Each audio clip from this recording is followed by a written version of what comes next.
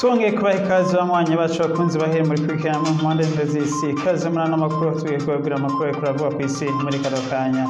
Muri aya makuru yacu turababwira amakuru ariko arahuza amakuru y'intambara iriko irahuza igihugu ca Ukraine n'igihugu c'Uburusiya, ndetse muri aya makuru turababwira n'amakuru y'imyimenyerezo ya gisirikare iriko irahuza ibihugu 13 mu gihugu c'Uburusiya mu c'Uburusiya bwise Vostok 2022. Muri aya makuru nyene turababwira n'amakuru avuga ku mugabane wa Buraya, muri aya makuru turababwira n'avuga mu Bushinwa ndetse na Amerika.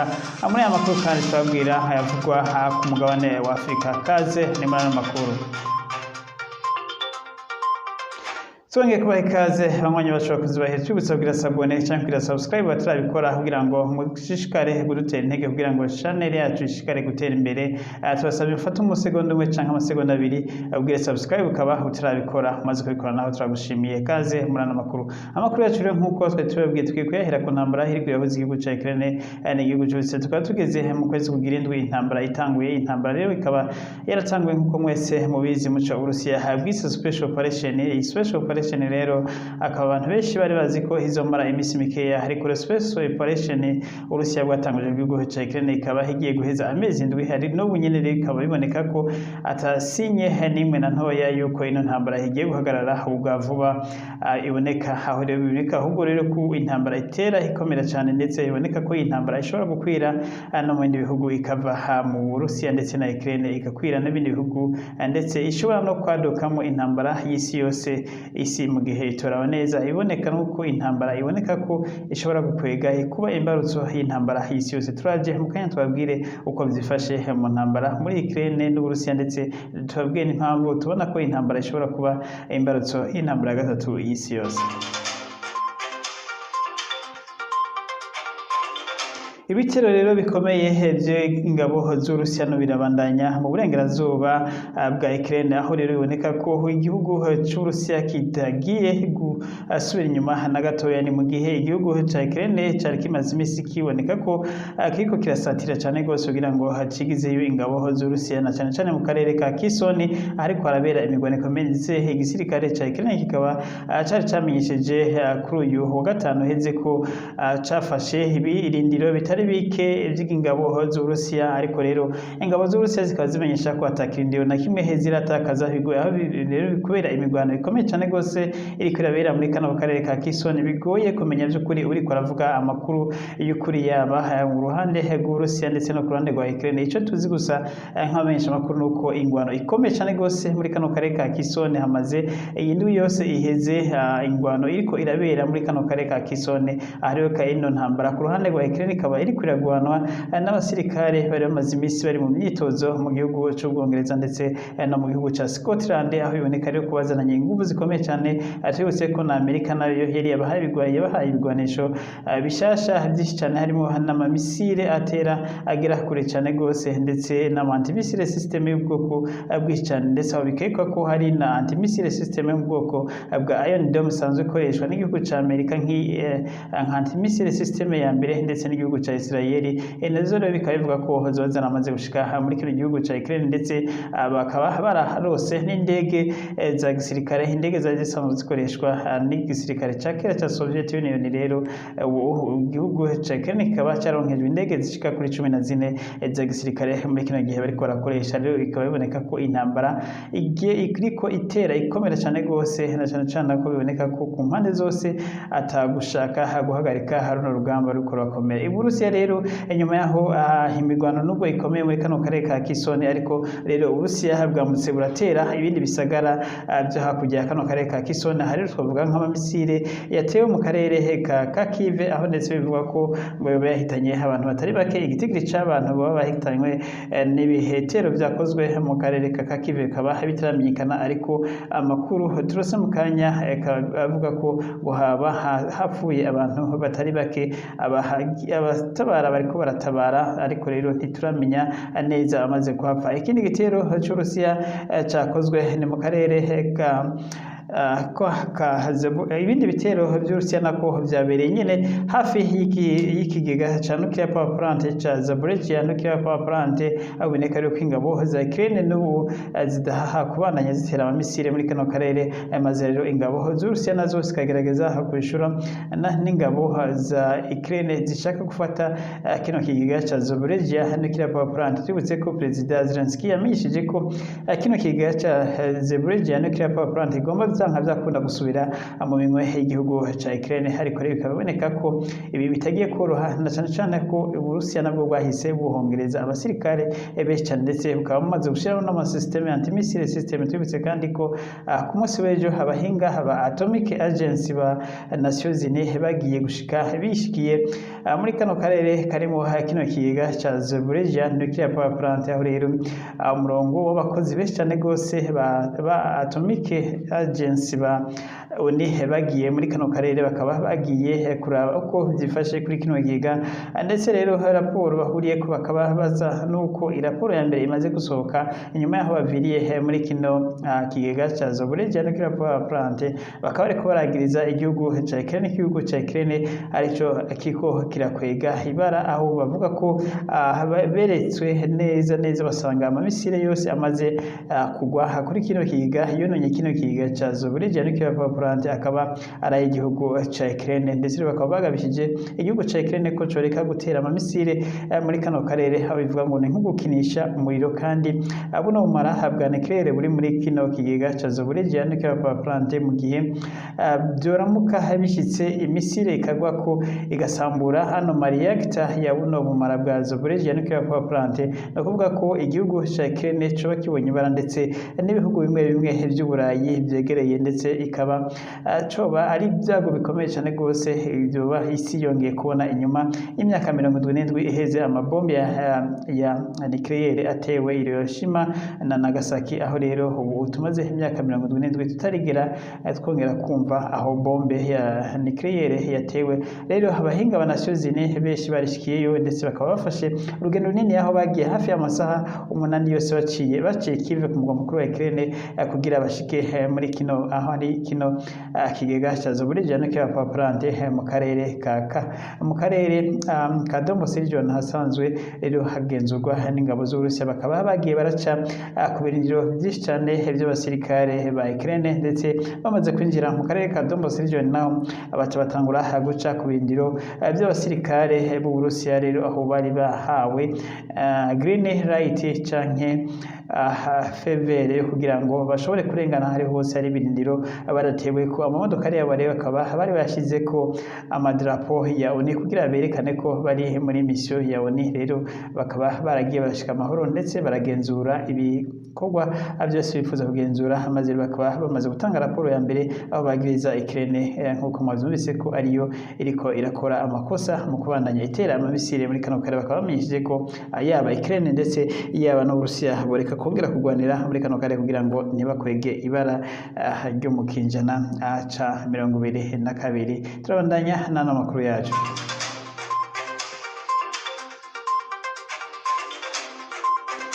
Ibindi bitero rero kandi iby'Uburusiya ngo byakozwe n'ingabo z'Uburusiya byabereye ahitwa Silovanski ndetse na Krematorsk. Ibirere n'ibitero bindi ngo byakozwe no munsi nkuko tubona ku isoko ry'amakuru yacu. Ibitero navyo nyene bikaba ngo byasambuye amazu, ndetse inzu imwe mu karere ka Silovanski kaba ari inzu yari isanzwe ibamwo abanyagihugu basanzwe, atari n'inzu ngo yoba yarimo n'ibikoresho bya gisirikare nkuko menyeshwa nabo ku ruhande rwa Ukraine. Aho bivuga rero ngo Uburusiya bubandanya gutera amazu y'abasivile ngo kandi biciye kubiri n'amategeko y'intambara. Ngo Uburusiya bwagomba guhangana n'ingabo z'Uburusiya n'ingabo za Ukraine, ngo ntabwo bwagomba guhangana n'abasivile nkuko ngo buriko burabikora mu kubandanya butera mu turere turimo abanyagihugu gusa tutarimo abasirikare. Twibutse ko muri kano karere ka Silovanski hari akarere ko mu burengerazuba bw'igihugu ca Ukraine kategereye, ndetse no muri kano karere kariko karabera mu intambara. Ntituramenya rero makuru yo ku ruhande rw'Uburusiya ico buvuga ko icatumye gutera muri tuno turere. Uburusiya rero bukunze gutera cane cane uturere tuba tunyegejemwo ibigwanisho vya gisirikare canke tubikitse ko hari ibindi bintu byose by'ibikoresho vya gisirikare byahashizwe. N'ibi rero twibaze ko ari zo mpamvu zatumye Uburusiya butera muri kano karere. Tukaba turiko turatohoza amakuru impamvu Uburusiya batumye butera kano karere ndetse kategereye ariko harabera urugamba mu karere ka Donbas region. Akarere ka Donbas region rero n'ubu kabandanya kagenzurwa n'Uburusiya naho ingabo za Ukraine ziriko zirakora ibishoboka byose kugira ngo zigaruze kano karere ka Donbas region, ariko rero kaboneka ko Uburusiya butagiye kuhava. Turabandanya n'ana makuru rero aho dusha dusimbira mu Burusiya naho twabwire ibihavugwa muri kano kanya.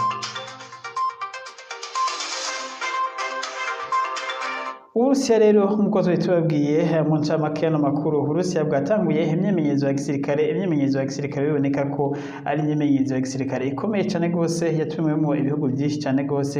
Imyimenyerezo ya gisirikare rero bise Vostok 2022 ikaba yatanguye, ikaba yitabiriwe n'ibihugu byinshi. Uburusiya bukaba abasirikare b'Uburusiya bitabiriye ino myiyerekano n'imyimenyerezo na kunatunga bakaba bashika ibihumbi 50 n'abasirikare gusa b'igihugu c'Uburusiya. Abasirikare b'Uburusiya bakaba bafise n'ibikoresho byinshi bya gisirikare, twavuga nk'amaburende, indege za gisirikare zishika hafi ku140 ndetse n'amato y'intambara ashika ku160 akaba yo ku ruhande gusa rw'Uburusiya. Rero na bino bihugu bindi byitabiriye ino myimenyerezo ya gisirikare navyo bikaba vyaje bizanye indege za gisirikare, amato ya gisirikare ndetse n'amaburende ya gisirikare. Tuvuze ko igihugu kitari cyitezwe ko gishobora kwitabira kubera kwirinda ku imishameno yoba hagati yacu n'igihugu ca Amerika n'igihugu c'Ubuhindi, ariko rero igihugu c'Ubuhindi caritabiriye ino myimenyerezo ya gisirikare ndetse kikaba carungitse abasirikare bashika 5000 n'indege za gisirikare ndetse n'ubwato bwa gisirikare. Igihugu c'Ubuhindi rero ikabiboneka ko nubwo Amerika iguma ikibuza kuba associé canke kwifatanya n'igihugu c'Uburusiya, igihugu c'Ubuhindi rero kiboneka ko kitariko kirumviriza ivyo Amerika ivuga. N'ibindi bihugu rero kuba ibihugu bicika 13 byose vyaritabiriye iyi myimenyerezo ya gisirikare, biboneka ko ngo Amerika ndetse n'Uburayi ngo butarashobora gukonvenka ibindi bihugu ngo kugira ngo bihebe kugiranira imigenderanire n'igihugu c'Uburusiya. Ibiro biboneka ko igihugu c'Uburusiya no gifise ijambo rikomeye cyane ku isi, na cyane ko ibihugu byinshi cyane gose byashizwe ko igitutu kugira ngo bireke gukorana n'igihugu c'Uburusiya, ariko rero bikaboneka ko biba ivy'imfa gusa. Ibihugu ubu bitacumvira Amerika ndetse bitacumvira n'Uburayi muri rusangi, kuko kare ibindi bihugu bikiri mu nzira z'amajambere byumvise Amerika ivuze ndetse n'Uburayi bukavuga byahita vyemera, ariko biboneka ko ubu atariko biriko biramera, aho ibihugu byinshi cyane gose ndetse na cyane nk'ibihugu vya Afrika vyashizweko igitutu na Amerika kugira ngo bifatire ibihano igihugu c'Uburusiya, ariko rero ibihugu vya Afrika byose bikaba vyarirorereye bitumvirije ivyo Amerika yabisaba ndetse n'ivyo Uburusi n'ivyo Uburayi bwasaba muri rusange. Ibihugu rero ngo byitabiriye iyi myimenyerezo ya gisirikare nibihe abasirikare bitavye ino myimenyerezo ya gisirikare baba bangana gute? Mu kanya turahita tubabwira ibihugu vyitabiriye imyimenyerezo ya gisirikare bishika 13 ivyo ari byo n'abasirikare bavyo bagiye muri imyimenyerezo ya gisirikare uko bangana. Ibihugu rero vyitabiriye imyimenyerezo ya gisirikare iriko irabera mu gihugu c'Urusiya. Imyimenyerezo ya gisirikare yiswe Vostok 2022 nk'uko tubabwiye rero n'igihugu c'Ubuhindi n'igihugu ca Azerbaijan ndetse n'igihugu ca Algeria, arico gihugu co nyene co muri Afrika citabiriye iyi myimenyerezo ya gisirikare, ndetse rero n'igihugu ca Armenia n'igihugu ca Belarus na Kazakhstan na Kazayi ndetse n'Ubushinwa na Laos na Mongolia na Nicaragua ndetse na Syria na Tajikistan. Ibihugu rero byose bikaba ari byo bihugu vyitabiriye imyimenyerezo ya gisirikare iri kurabera mu gihugu c'Uburusiya 2022 Vostok. Igihugu rero c'Ubushinwa ikabiboneka ko mu bindi bihugu arico gihugu carungitse abasirikare benshi, aho abasirikare bashika 2020 nabo b'igihugu c'Ubushinwa bari muri iyo myimenyerezo ya gisirikare, ndetse n'indege nyinshi za gisirikare n'amato y'intambara menshi myinshi ibindi bihugu rero bikaba biboneka ko bimwe vyagiye birungika abasirikare hagati y'ibihumbi indwi n'ibihumbi bitanu n'ibihumbi indwi nk'akarorero nk'igihugu c'Ubuhindi naco nyene carungitse abasirikare ibihumbi bitanu ndetse n'igihugu ca Algeria naco kikaba carungitse abasirikare ibihumbi bitanu n'igihugu ca Syria naco kikaba carungitse abasirikare ibihumbi indwi rero n'igihugu ca Armenia naco kikaba carungitse abasirikare ibihumbi 4,500 ibindi bihugu rero vyagiye birungika abasirikare hagati yabo bikaba ari ibihugu rero vyagiye birungika abasirikare n'amaburende ndetse n'indege za gisirikare ndetse n'amato y'intambara ku bihugu bifise amato y'intambara rero iyi myimenyerezo ya gisirikare ikaba igeze ubu tuvuga ku munsi ugira gatatu ikaba imyimenyerezo ya gisirikare izomara imisi indwi maze rero ihitwe isozerwa rero ibi bikaboneka ko rero Uburusiya hano bugishigikiwe kuba ibihugu nk'ibi byose byashoboye kwitabira imyimenyerezo ya gisirikare bikirengagiza igitsure c'Uburayi ndetse n'igitsure ca Amerika yasaba ko yari yasabye ko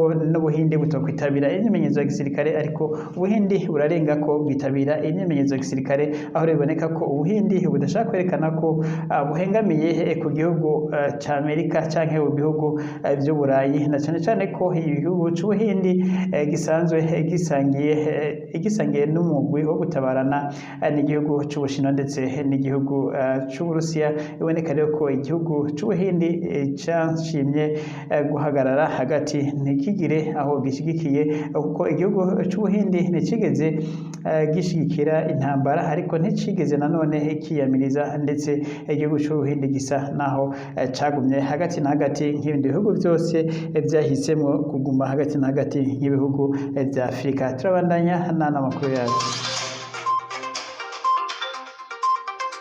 tuve rero ngaha mu Burusiya harishe dusimbira mu Burayi ibihugu vya Buraya rero uno munsi bikaba byose vyemeranije hamwe ko bigiye gushiraho igitigiri iki giciro ntarengwa ca gaze iva mu Burusiya ndetse n'ibitoro biva mu Burusiya kugira ngo abanyagihugu ba Buraya ntibakomeze kugura ibitoro na gaze y'Uburusiya izinje cyane gose cyane ko muri kino gihe bavuga ko gaze mu bihugu vya Buraya iza yaraduze hafi inshuro zitanu kuko yahora na cyane ko Uburusiya ndetse buza bwarahagaritse na gaze yose yahora igena mu Burayi Uburusiya bwari bwahagaritse gaze kuri Nord Stream 1 yaca mu Budagi ikaba rero yari Uburusiya bwari bwemeye ko uno munsi ariho bwari gusubira kurekura ino gaze ikabandanya kugenda ariko rero Uburusiya bukaba bwase kubahiriza ayo masezerano bwari bwavuze ko bihagaritse muri 3 rero na cyane aho Uburusiya bwumviye ko abino bihugu byose by'Uburayi byagiye inama yo gushiraho igiciro ntarengwa iboneka rero ko Uburusiya bushobora ndetse no guhagarika burundu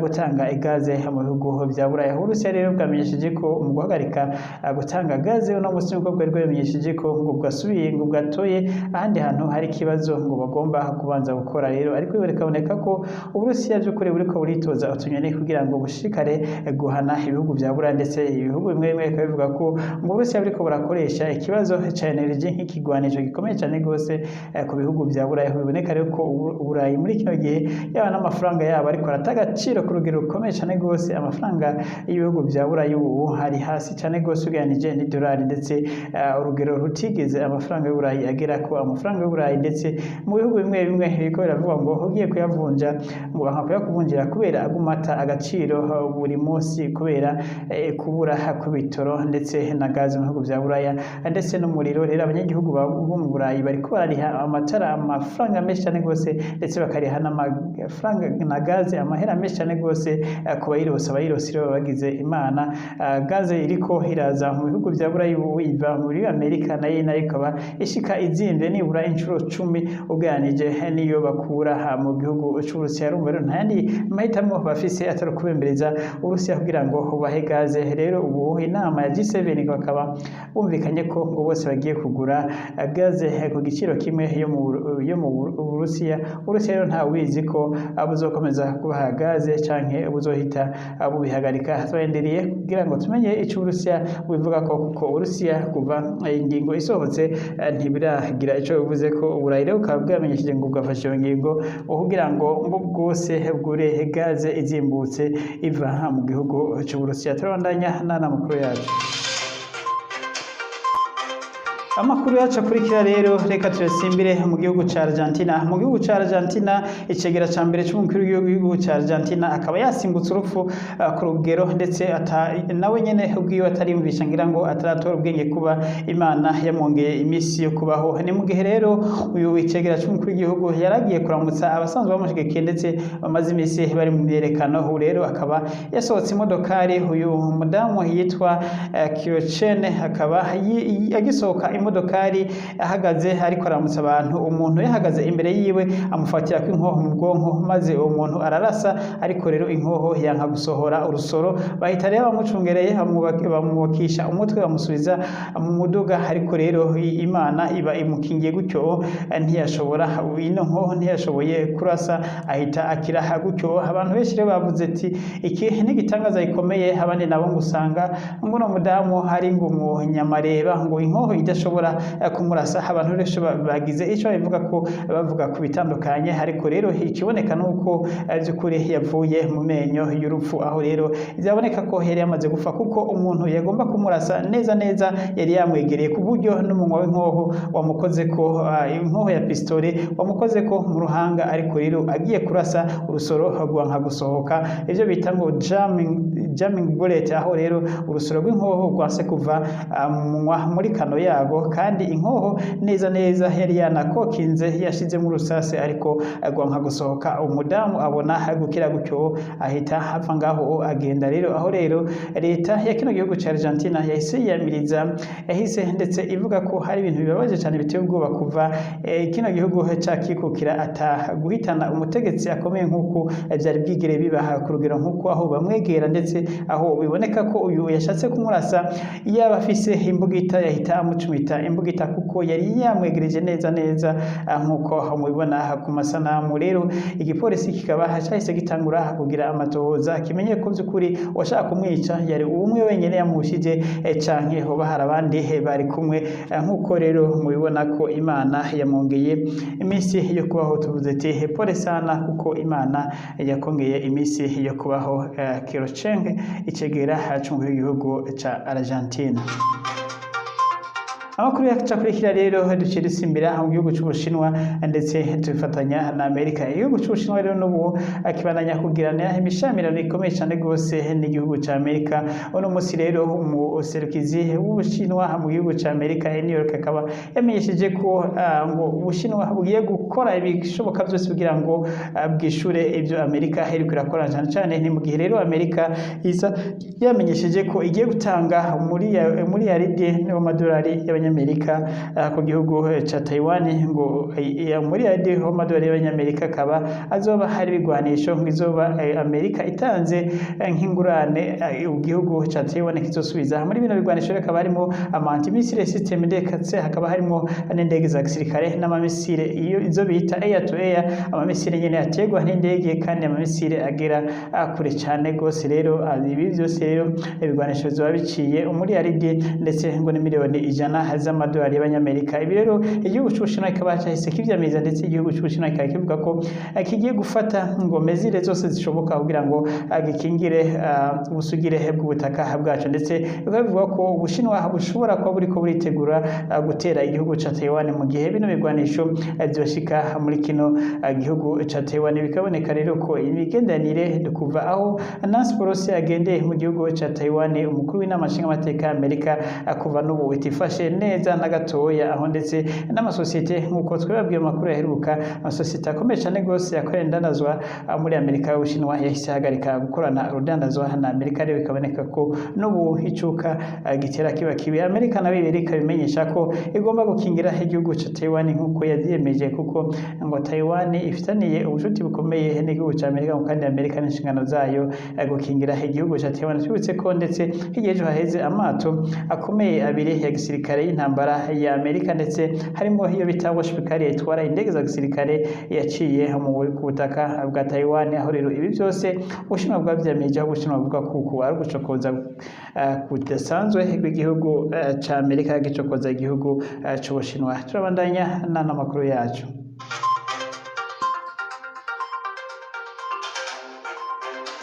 Amakuru yacu rero hatuvuye ku mishamirano iri kuri Amerika n'Ubushinwa. Dushe dugaruka ngaha nyene tukiri muri kano karere ka Aziya, tugarukiye mu gihugu c'Ubuhindi. Igihugu c'Ubuhindi rero uno munsi cerekanye ubwato bukomeye cane gose, ubwato bunini cane gose bw'intambara ubwo bita Warship Carrier, ubwato bushobora kugwako indege za gisirikare ziri mu mazi, ubwato bushobora gukoreshwa nk'ikibuga c'indege co mu mazi. Ubwato bukaba ari bunini cane gose, kandi buno bwato akabirya akaba ari igihugu c'Ubuhindi cabwiyubakiye, aho rero igihugu c'Ubuhindi kigize ubwato nk'ubu bushika bune. Rero igihugu c'Ubuhindi bikaboneka ko naco kiko kikomeza cane gose mu vya gisirikare. Buno bwato rero bukaba bwubatswe nibura ngo mu myaka, bukaba bwari bumaze imyaka 15 yose bwubakwa. Bukaba ari ubwato bunini cane gose bushobora kuba bungana n'ibibuga mpuzamakungu vy'indege za gisirikare. Buno bwato rero bukaba bwuguruwe icese na minisitiri wa mbere w'igihugu c'Ubuhindi Narendra Modi, aho rero yabanje kugenzura idefile y'igisirikare igwarida ya gisirikare yari yamuteguriwe, maze rero abona kugura buno bwato. Akaba yashimiye abakoze, abascientifique bakoze ndetse n'abasirikare bakoze mu kubaka buno bwato, avuga ko igihugu c'Ubuhindi ari intambwe ikomeye cane gose giteye, ndetse akaba cerekanye ko gishoboye, ndetse akabamenyesheje ko ibikorwa nk'ibi vy'intashikirwa mu gihugu c'Ubuhindi ko bizobandanya gukorwa, ndetse akaba rero yavuze ko ngo agiye kongereza n'andi mafaranga kugira ngo hubake ayandi mato ya gisirikare akomeye ngo igihugu c'Ubuhindi kirikwije. Ngo nta mpamvu yuko igihugu c'Ubuhindi coza kirazerenze kigura ibikoresho vya gisirikare hirya no hino, kandi ngo ubwaco gishobora kuvyubakira. Era amajambo ya Narendra Modi mu gihe yari yuguruye icese buno bwato bwa gisirikare bukomeye cane gose, ubwato bw'intambara bwitiriwe intwari y'umusirikare yagwaniye mu burengerazuba bw'igihugu c'Ubuhindi. Amakuru akurikira rero haje dushikana ku mugabane wa Afrika. Ku mugabane wa Afrika rero reka dusimbire mu gihugu ca Kenya. Mu gihugu ca Kenya rero kuri uyu wa gatanu uheze niho urubanza rwarangira. Urubanza rwari rumaze imisi ine, urubanza ruburanishwa rwaruburanishijwe na sentare nkuru y'igihugu ca Kenya. Runo rubanza rero ukaba ino sentare ikaba yari yakiriye ibirego vya Raila Odinga wari umukandida mu matora yahiganwa na William Samuel Ruto, aho rero umugwi ujejwe amatora IEBC w'igihugu ca Kenya wamenyesheje ko William Ruto ariwe yatsinze amatora, ndetse agahabwa certificate ko ariwe yatsinze amatora nka president elect w'igihugu ca Kenya ku matora yabaye itariki 9 z'ukwezi k'umunane mu mwaka wa 2022. Ubu rero sentare y'igihugu ca Kenya imaze kumviriza ibirego vya Raila Odinga ndetse n'abandi batanze ibirego kumushigikira, ndetse rikumviriza n'ivyo ababuraniye ujejwe amatora IEBC ndetse n'ababuraniye William Samuel Ruto asanzwe hariwe yemeje ko yatsinze amatora. Rero umugwi ukaba wagiye isentare nkuru ikaba yagiye mu mwiherero, ariko rero ivyo mu vyari tubakiriye ku mayange ivyari vyasabwe na Raila Odinga. Raila Odinga akaba yari yasavye ko ngo umukuru w'umugwi ujejwe amatora yo hamwa n'ivyaha vyo kuba yarivye amatora, ndetse ngo ahita avanwa burundu muri iyi komisiyo ijejwe amatora agafutwa, ndetse ngo akaba yafatirwa n'ibihano vyo kutazongera kugira ibiro na bimwe vya leta akoramwo. Ariko rero ibi sentare nkuru y'igihugu ca Kenya vyovyo bikaboneka ko Israel bitanze ku muco ku Ofra Chebukati yasanzwe yarongoye IEBC kuri sentare nkuru y'igihugu ca Kenya ataburenganzira ifise bwo kumucira urubanza mwene ubwo, ndetse ngo atane uburenganzira sentare nkuru y'igihugu ca Kenya ifise bwo kumuhagarika kuba umukuru w'umugwi ucije amatora IEBC. Ikaba rero sentare nkuru yamenyesheje ngo kugira ngo bakure Ofra Chebukati asanzwe yarongoye IEBC ngo barazi inzira bicamo, ngo ariko rero ntibica mu rubanza ngo rusimvye rugahita gwita muri sentare nkuru y'igihugu ca Kenya. Ibiro bikaba ivyo vyaragiye ku ruhande. Ikindi ca kabiri Raila Odinga yari yasavye nuko Raila Odinga yari yasavye isentare ko ngo yotangaza yoharura amajwi y'ivyavuye mu matora, maze rero ngo gahita itangaza Raila Odinga ko ari we yatsinze amatora. Ariko rero nibi navyo sentare nkuru ikaba yaravyanse, ivuze ko atabubasha n'ubushobozi ifise bwo gutangaza watsinze amatora, kuko yoyo itejejwe gutegura amatora nk'umugwi IEBC ari umugwi IEBC ari wo nyene wahawe izo nshingano n'ibwizo shingiro y'igihugu ca Kenya ko ari bo ujejwe gutegura amatora ndetse no gutangaza watsinze mu matora. Sentare ikaba yamesheje ko yoyo ifise ubushobozi bwo gutatura imanza n'amatati yose ibonekeje mu matora, ariko idafise buno burenganzira bwo gutangaza watsinze amatora ku ivyo bifise ivyo vyahebewe umugwi wonyene nyene ujejwe amatora. Ikindi naco rero cari cavuzwe ikindi cabajijwe n'abacamanza bakuru b'isentare nkuru ndetse mu gihe babajije abaserukiye Raila Odinga ati mu gihe uwafura Chebukati mbega hoho yovanwa kuba chairman canke umuyobozi w'umugwi wa komisiyo ijejwe amatora muri Kenya ngo mbega abasigaye bandi bazoba basigaye boba bashofise ubushobozi bw'umwe muri bo kuba umukuru w'isentare. Naho nyene bikaba vyabonetse rero ko abasigaye badafise ubushobozi bwo kuba umukuru w'uwo mugwi ujejwe amatora, na cane cane ko bwizwa shingiro rivuga ko umukuru w'umugwi ujejwe amatora mu gihugu ca Kenya agomba kuba ari umuntu afise ubushobozi bwo kuba yoba umukuru wa sentare nkuru y'igihugu ca Kenya. Ubu nawe bikaba bivuga ko agomba kuba nibura ari umuroya canke umuntu yize ivy'amategeko ari umucamanza ndetse ku rwego rwo hejuru kugira ngo arinde ashikira kuba yogira ubushobozi bwo kuba umukuru wa sentare y'igihugu ca Kenya. Ibindi rero vyagiye bigaruka ko nk'ivyo guharura amatora no kugura amasanduku yose y'amatora, ibi bikaba barabimwe vyarakozweho rero amajwi amwe y'amasanduku 25 yasubiyemo guharurwa, ndetse rero n'izo bita sava zibitse amajwi y'amatora zikaba zaruguwe, ariko rero abaserukira Raila nabo nyine bakaba baridoze bavuga ko zituguruwe ku rugero bifuza. Ariko rero societe yakoze zino sava yitwa Smart Car Company ikaba yarase ko idashobora kugurura zose zino sava ngo ishire ku mugaragaro amasekirite zose za zino sava ngo bire bwoba ari kurenga amategeko y'iyi societe, kuko n'ibindi bihugu bisanzwe bikoresha zino societe ngo umuntu amaze kumenya sekirite zose zigize zino sava ngo byohita biba imfa gusa, ndetse ngo ntawusubira kwizera ino societe. Rero ikaba yaravyanse, ikaba yaranditse ikete ivuga ko idashobora kugurura zino sava ngo barabe amasekirite yose agize zino mashini nyabwonko zisanzwe ziri mu masandugu abika ivy'amatora mu gihugu ca Kenya. Urubanza rero rukaba rwitezwe ko rushobora gusomwa inyuma y'amasaha 28 akurikira, ndetse ubu abantu bakaba batanguye guharura kuko sentare nkuru y'igihugu ca Kenya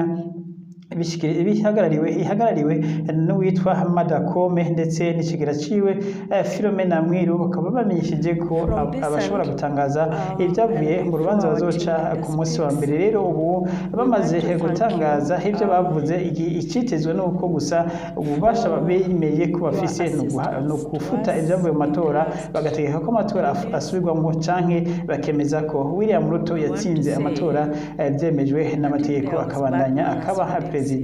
Nivyo rero bibiri nivyo abanyakenya biteze ko iyi sentare ishobora guhagarika William Ruto amatora agasubirwamo canke ikemeza William Ruto ko yatsinze amatora. Ivyo rero abanyagihugu ba Kenya biteze ku munsi wa mbere buca tubona aho rero isentare izotangaza ibyavuye mu rubanza yaciye. Nyuma yaho imaze kumviriza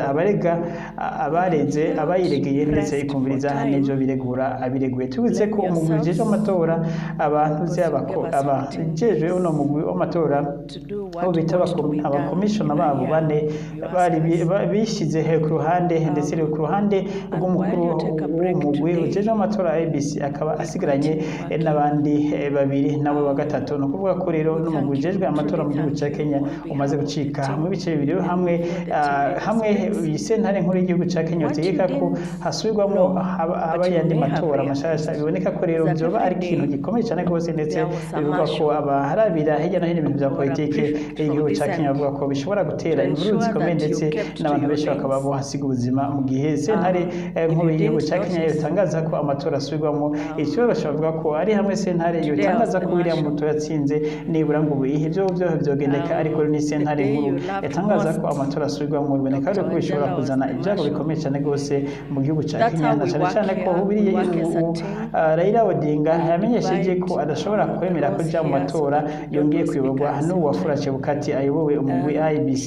Tubise ko umugwi IBC nawo uza waraciye mu bice bibiri, igice kimwe c'abakomishona bane bashikikiye Raila Odinga batemeye nabo nyene ivyavuye mu majwi, aho bavuze ko umukuru w'umugwi ujejwe amatora yivye amajwi, ndetse bakamenyesha ko umugwi yatangaza atabagishije inama. Biboneka rero ko uyu mugwi ujejwe gutegura amatora IBC mu gihugu ca Kenya, mu gihe sentare yotegeka ko usubira gukora amatora by'ukuri byogorana ukuntu tegura amatora, na cyane ko abawugize bagize muri kino gihe batariko barumvikana. Reka turindire turabe izova byo sentare izotangaza. Umukuru wa sentare y'igihugu ca Kenya ndetse n'ikigera ciwe barangiza urubanza bavuze ko basabye abanyakenya ngo basengere ngo ku mana zose basenga kugira ngo bazoce urubanza by'ukuri rwizewe ngo ruzokwakirwa n'abanyakenya bose. Rero tukaba twese hamwe turindiriye urubanza ruzocibwa n'isentare y'igihugu ca Kenya yitwa Supreme Court irongowe n'uwitwa Martha Koome ndetse n'ikigera ciwe Philomena Mwilu, bose bakaba ari abadamu bahagarariye isentare nkuru ya Kenya. Tubise ko urubanza ariko rwaciwe n'abacamanza indwi aribo bahagararira iyi sentare nkuru ya Kenya. Uko bigenda rero mu gihe habaye kutumvikana ku bano bacamanza indwi haba amatora, no kuvuga ko amajorite canke bane haribo ico bashigikiye ari bane kiba arico gitsinze, nuko iyi sentare nkuru y'igihugu ca Kenya ikora. Naha rero duce turangiza amakuru. Mwakoze mwese bakurikiranye, tubisa kugira sabone canke subscribe ndetse mugire na commentaire ku byo mwumvise muri aya makuru. Mwakoze, Imana ishikare kubazigama mugire aho mubahwe mu byanyu no mu banyu naho ubutaha. All we saw, like the BCJ is saying,